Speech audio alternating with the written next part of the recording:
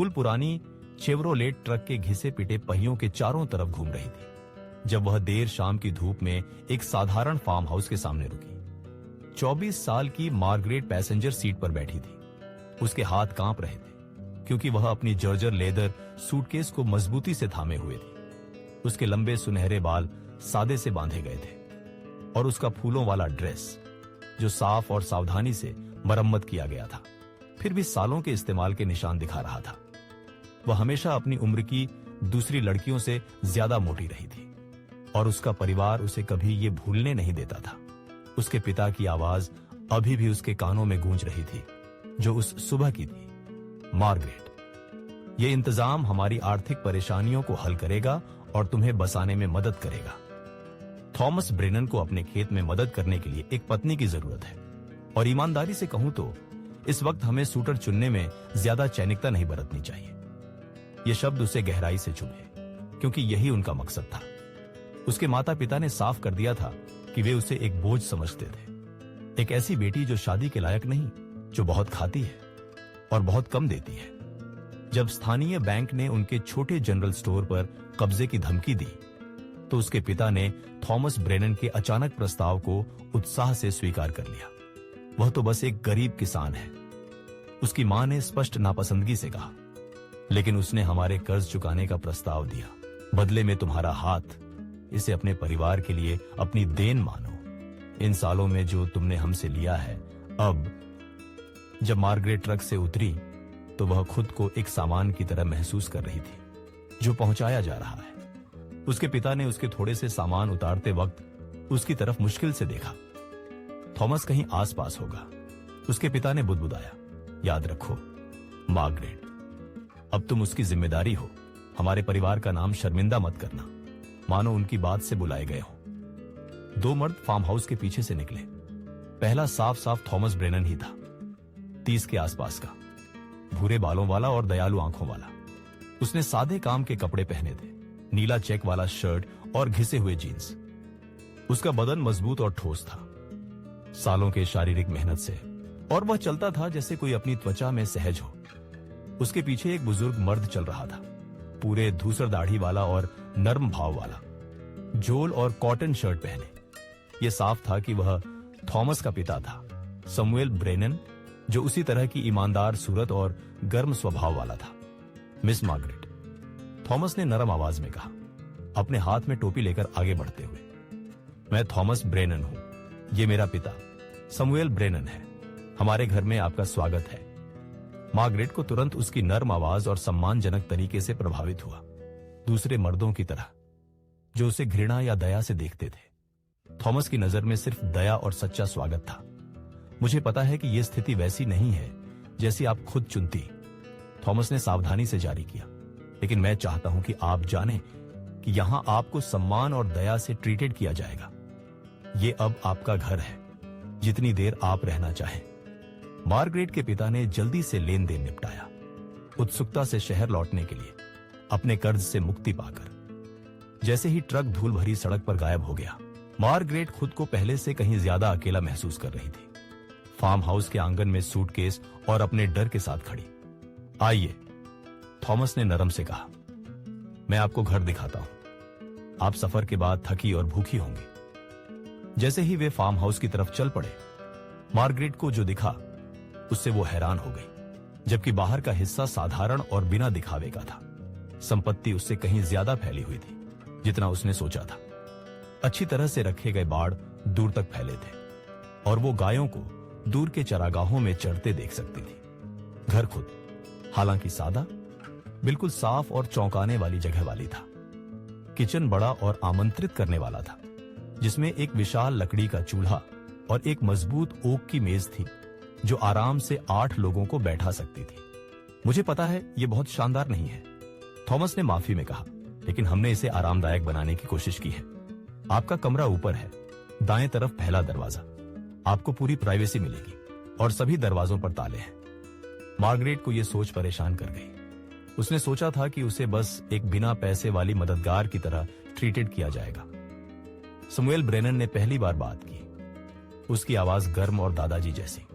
Margaret, मेरी प्यारी, मैं चाहता हूं कि तुम जानो कि थॉमस एक अच्छा इंसान है। वो कभी कुछ ऐसा नहीं करेगा जो तुम्हें असहज या डराए। हम दोनों उम्मीद करते हैं कि वक्त के साथ तुम इस जगह को सच में अपना घर मानोगी। उस शाम जब मार्गरेट किचन की मेज पर बैठी, एक सादा लेकिन स्वादिष्ट खाना खाते हुए पोर्ट रोस्ट और सब्जियां, उसे समझ में आने लगा कि उसके नए जीवन के बारे में उसकी धारणाएं गलत हो सकती हैं। थॉमस और उसके पिता ने उसे वो सम्मान दिया जो उसने कभी महसूस नहीं किया था। उन्होंने उसकी रुचियों के बारे में पूछा, उसके जवाबों को सुना और लगता था कि वे सच में उसकी बातों और राय में रुचि रखते थे। जब उसने बताया कि उसे पढ़ना पसंद है तो थॉमस का चेहरा खुशी से चमक उठा। हमारे पास पैरलर में एक अच्छा किताबों का संग्रह है, उसने उत्साह से कहा। कृपया जो भी आपको पसंद आए उधार लें। मैं आपकी राय सुनना चाहूंगा। अगले कुछ हफ्तों में मार्गरेट को पता चला कि ब्रेनन के खेत पर जीवन उसकी कल्पना से बिल्कुल अलग था। थॉमस हर सुबह सूरज निकलने से पहले उठ जाता था अपने कामों के लिए, लेकिन वो हमेशा ये सुनिश्चित करता था कि उसे सब कुछ मिले। वो कभी उसका समय या ध्यान नहीं मांगता, बल्कि उसे जगह देता था कि वो अपने नए माहौल को तलाशे और घर की दिनचर्या में अपनी जगह बनाए। धीरे धीरे मार्गरेट को ब्रेनन के काम की असली हकीकत समझ में आई। जो दिखता था वो एक साधारण परिवार का खेत, असल में एक बड़ा कृषि उद्योग था। थॉमस के पास हजारों हेक्टेयर की उर्वरक भूमि थी, सैकड़ों गायें थीं और 3 अलग अलग राज्यों के खरीदारों के साथ फायदेमंद अनुबंध थे। आपने मेरे पिता की आपकी आर्थिक स्थिति के बारे में गलतफहमी क्यों नहीं सुधारी? मार्गरेट ने एक शाम पूछा, जब वे सामने के बरामदे पर बैठकर सूरज ढलते देख रहे थे। थॉमस चुप रहा लंबे पल के लिए, उसके हाथ उसकी गोद में मोड़े हुए। आपके पिता ने साफ कर दिया था कि उन्हें अपनी आर्थिक समस्याओं का हल चाहिए, न कि अपनी बेटी को प्यार करने वाले पति की तलाश। मैंने सोचा कि अगर उन्हें हमारी संपत्ति के बारे में सच्चाई पता चल जाए तो शायद इस व्यवस्था के लिए उनकी मंशा बदल जाए। और आपकी मंशा क्या थी? मार्गरेट ने धीरे से पूछा। थॉमस ने अपने ईमानदार भूरी आंखों से उसकी ओर मुड़कर देखा। अगर पूरी सच्चाई कहूं तो एकाकीपन। इस फार्म ने तो सफलता दी है, लेकिन साथ ही ये खाली खाली सा रहा है। जब मुझे आपकी स्थिति के बारे में आपसी परिचितों से पता चला तो मैंने सोचा कि शायद हम एक दूसरे की मदद कर सकते हैं। जैसे जैसे शरद पतझड़ सर्दियों में बदलता गया, मार्गरेट खुद को फार्म की दिनचर्या में चौंकाने वाली संतुष्टि के साथ ढालती गई। उसने घरेलू बजट संभालने में एक प्रतिभा पाई और थॉमस की बिजनेस चिट्ठियों में मदद करने लगी। उसकी सावधानी पूर्वक नजर और प्राकृतिक बुद्धि ने दोनों पुरुषों को प्रभावित किया। इससे भी महत्वपूर्ण बात, वह जीवन में पहली बार खुद को महत्वपूर्ण और सराहा हुआ महसूस करने लगी। थॉमस हमेशा महत्वपूर्ण फैसलों में उसकी राय लेता और सैमुअल उसे वैसी बेटी की तरह मानता जैसे उसने कभी नहीं पाई। यह बदलाव सिर्फ भावनात्मक नहीं था, बल्कि शारीरिक भी। नियमित भोजन, बाहर का काम और सच्ची खुशी उसके रूप में झलकने लगी। उसमें अतिरिक्त वजन तो था ही, लेकिन उसका पोजीशन आत्मविश्वास से सीधा हो गया और उसकी आंखों में जीवन की चमक आ गई। एक बर्फीली दिसंबर की शाम, जब वे दोनों आग के पास बैठकर किताबें पढ़ रहे थे, थॉमस ने अपनी किताब रखी और मार्गरेट की ओर असामान्य गंभीरता से देखा। मार्गरेट, मुझे कुछ कहना है और मुझे उम्मीद है कि तुम्हें बुरा न लगे। मार्गरेट के दिल ने चिंता से धड़कन छोड़ दी। क्या उसने कोई गलती कर दी थी जब यह व्यवस्था शुरू हुई? मैंने सोचा था कि हम एक दूसरे के लिए सुविधाजनक साझेदारी विकसित कर सकते हैं। थॉमस ने सावधानी से जारी रखा, लेकिन रास्ते में कहीं मेरी भावनाएं पूरी तरह बदल गईं। उसने हिम्मत जुटाते हुए रुका। मैं तुमसे प्यार करने लगा हूं, न कि बिजनेस पार्टनर या घरेलू मददगार के रूप में, बल्कि उस औरत के रूप में जिसके साथ मैं जीवन बिताना चाहता हूं। तुम हर चीज में खुशी, बुद्धि और गर्मजोशी लाती हो। मार्गरेट की आंखों में आंसू आ गए। थॉमस, तुम्हें अभी जवाब देने की जरूरत नहीं, उसने जल्दी से कहा। मैं सिर्फ यह चाहता हूं कि तुम जान लो कि अगर तुम कभी इस शादी को हर तरह से सच्चा बनाना चुनो तो इससे मुझे दुनिया का सबसे खुश इंसान बना दोगी।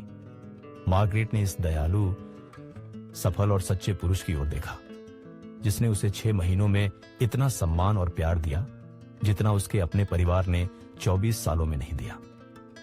मैं भी तुमसे प्यार करती हूं, उसने धीरे से कहा। तुमने मुझे वह दिया है जो मुझे कभी लगा नहीं था कि मिलेगा। एक जगह जहां मुझे वही पसंद किया जाता है जो मैं हूं, न कि जो मैं नहीं हूं। अगले वसंत में उन्होंने दूसरा विवाह समारोह किया, इस बार प्यार की खुशी के लिए, न कि बाध्यता के। मार्गरेट एक आत्मविश्वासी और चमकदार औरत में खिल गई, जो घरेलू कामकाज और फार्म के महत्वपूर्ण हिस्सों को कुशलता और बुद्धि से संभालती थी। उसके परिवार को जब थॉमस की असली दौलत और समुदाय में उसकी प्रतिष्ठा के बारे में पता चला, तो उन्होंने संपर्क बनाने की कोशिश की, लेकिन मार्गरेट ने विनम्रता से पर उतनी ही दृढ़ता से इनकार कर दिया, क्योंकि उसने सीख लिया था कि सच्चा परिवार प्यार और सम्मान से बनता है, न कि बाध्यता से। कई साल बाद जब मार्गरेट अपने बच्चों को उसी फार्मयार्ड में खेलते हुए देखती, जहां वह कभी सूटकेस और टूटे दिल के साथ खड़ी थी, तो वह जीवन के अप्रत्याशित मोड़ों पर सोचती। थॉमस ने उसे सिर्फ आर्थिक सुरक्षा या सामाजिक प्रतिष्ठा ही नहीं दी, बल्कि वह तोहफा दिया जिससे वह खुद को प्यार भरी नजरों से देख सके और समझ सके कि उसकी कीमत उसके रूप या परिवार की संकरी अपेक्षाओं से कभी तय नहीं हुई। उसने अपना घर सिर्फ ब्रेनन फार्म के विस्तृत बीघा में ही नहीं पाया, बल्कि उस पुरुष के दिल में जो उसे ठीक वैसे ही प्यार करता था जैसी वह थी।